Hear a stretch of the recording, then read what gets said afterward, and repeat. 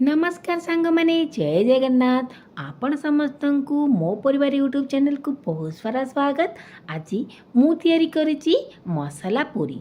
आ मसाला पूरी रेसिपी आपण मान के आज नहीं आसी अछि। तो एकरी वीडियोटी को निहाती भाबे शेष पर्यंत देखंतु। एबे चलतो मसाला पूरी बनेबा स्टार्ट करिबा। मसाला पूरी बनिया पई एपटे देखि पारथबे मु गोटे बड़ बासन नै जाइछि आ सेतिरे नै जाइछि गोटे ग्लास रो सुजी। सबु जिनस को आपण मेजर करके नेबे ताले जाई आपणकर पूरीटी एकदम परफेक्ट बनिबो। आपण मानक पाखरे जहाँ अच्छी आपण से जिनस मेजर करके नहीं पारे। गिना है कप है आपण मेजर करके नहीं पारे।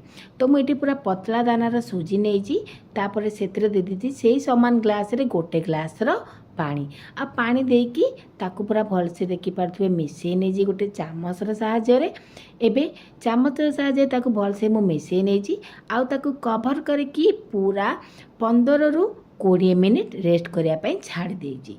तो देखी पारे मुझे कभर करके पूरा 20 मिनिट रेस्ट करने छाड़ी नहीं।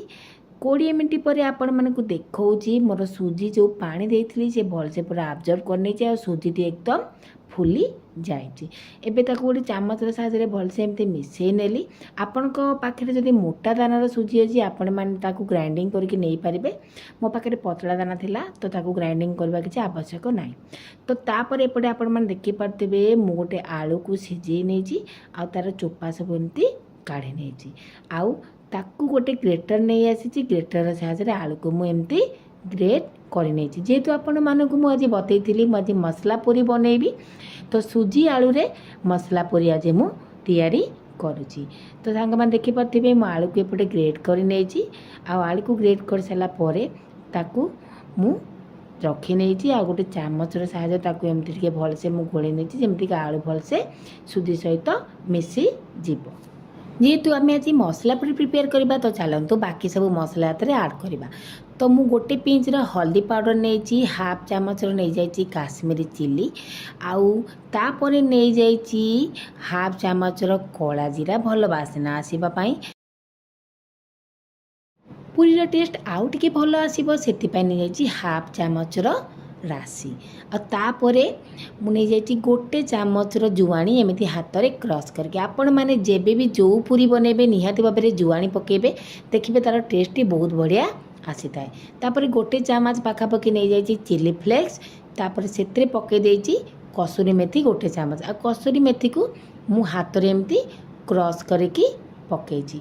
आपण मैंने जो पूरी भी बनइबे जमी आपण को मु फास्ट कही निहाती भाव कसूरी मेथी पकेबे कला जीरा पकेबे आउ जुआणी मध्य पकेबे। आउ जुआणी आम खाद्य हजम करिबारे बहुत साहाय्य करिथाय आपण मानकु निहाती भाबे जणाथिबो। तापरे किछि कटा धनिया पत्र पकेदेली आ स्वाद अनुसार लूण पकेदेली जेमिति आपण मानकु कहितली आमे आज मसला पूरी बनेबा तो से सब मसला मु सेतरे ऐड करिछि। एबे आपण माने देखि पारथिबे मु गोटे गिना नहीं जाइछि अटा आ अटा सेतरे अल्प अल्प करी मु ऐड करूछि। आमको एक्स्ट्रा पानी दबा को पड़िबनी आमको बस एमिति ताकू चकटिबा को पड़िबो गोटे मोटा माने गोटे हार्ड डो ताकू चकटिबा को पड़िबो सेतिपई मु सेतरे अल्प अल्प करी अटा दे देछि। तो मु गोटे गिनार अटा एबे नहीं जाइछि सेतरे पके देछि 2 चामचर रिफाइन तेल आ तेल पकई सारा पर देखते मु भलसे पूरा चकटी नहीं।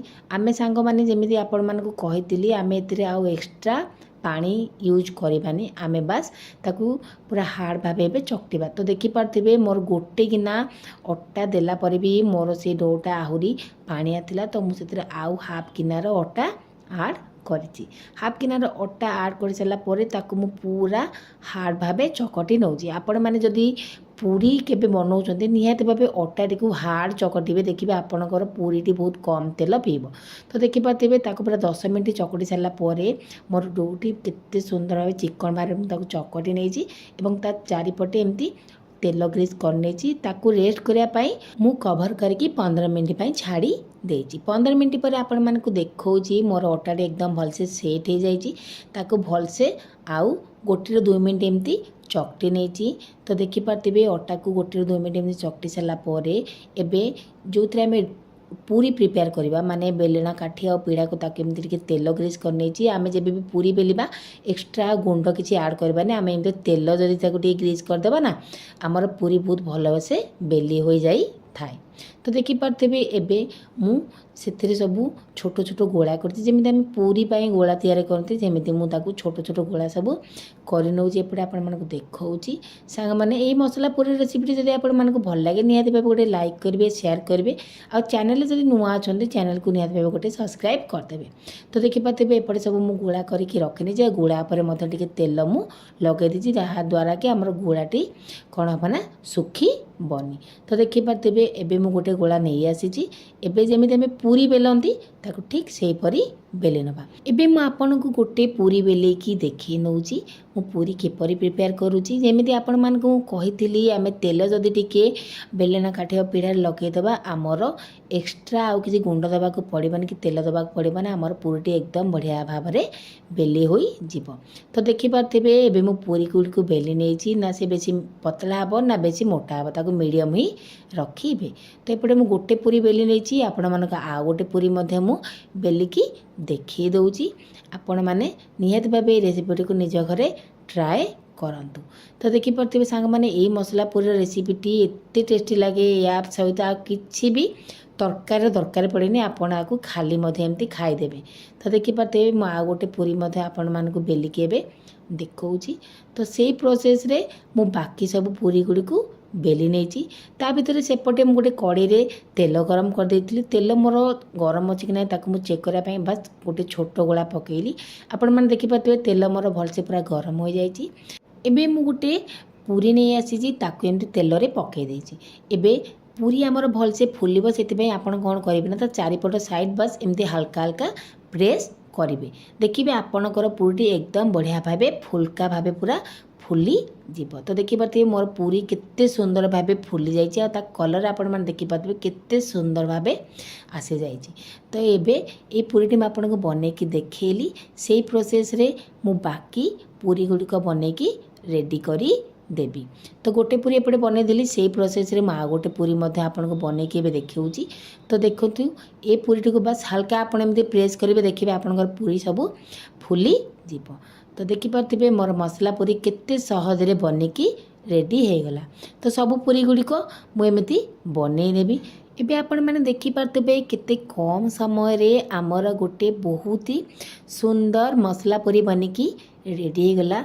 तो देखिपे सब पूरी गुड़िक एपटे प्रिपेयर हो गला। एबे पूरी को मु सर्व करची दही सहित आ पूरी गुड़िक एकदम नरम फुल्का पूरा तुला भली सॉफ्ट होइची आ एकदम फुला फुला मते बनीची। आ ये पूरी आपण माने खाली खाई परिबे आपण मन पसंद किसी सब्जी सहित मते खाई परिबे।